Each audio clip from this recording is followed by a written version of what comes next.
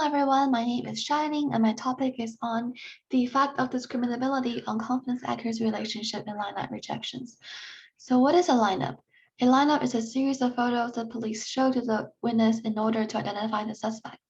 Nowadays, a standard lineup usually consists of 6 photos, five of which are fillers, which are basically people we know for sure are innocent, and one of them is the suspect who may or may not be guilty.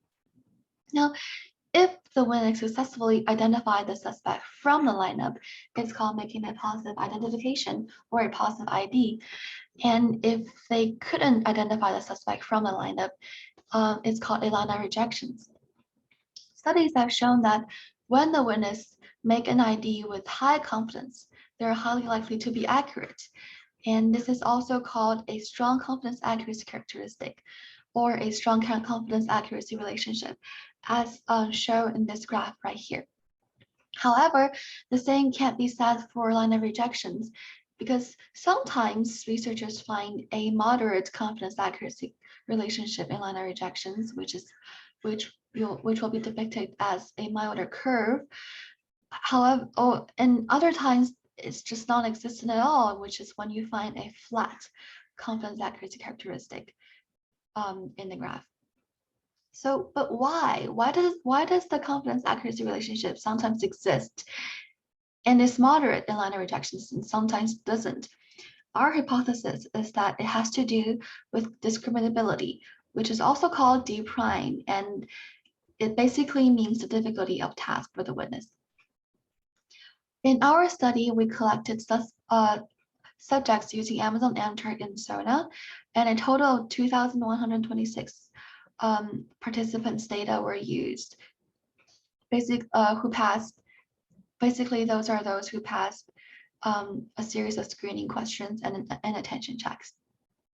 And when we manipulated D prime by changing the total amount of time the witness or the participant had a look on the suspect face.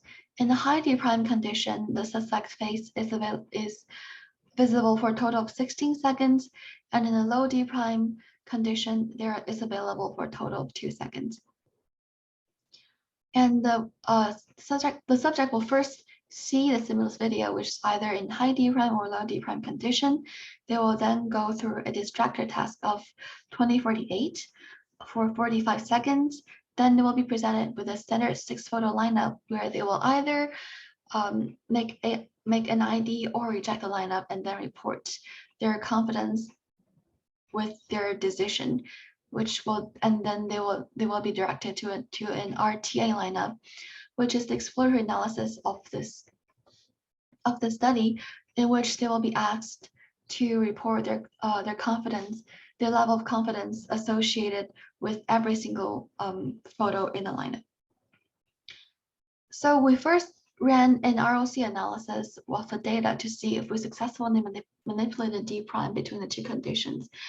And as you can see in this graph, right here, the D prime between the two conditions is significantly different, which shows that we have successfully manipulated D prime.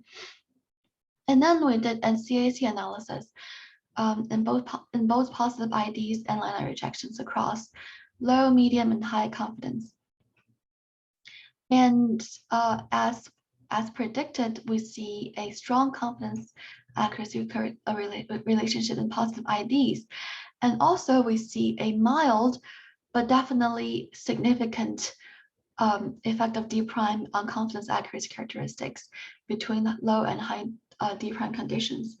This is partially consistent with our hypothesis and shows that D prime is definitely a contributing factor in the existence of CAC and lineup rejections. But because the effect is so mild, it's probably not the main variable behind the varying CAC in lineup rejections. And this requires further study in this topic. And one potential variable we think is the conservative versus liberal attitude toward making a decision in lineup.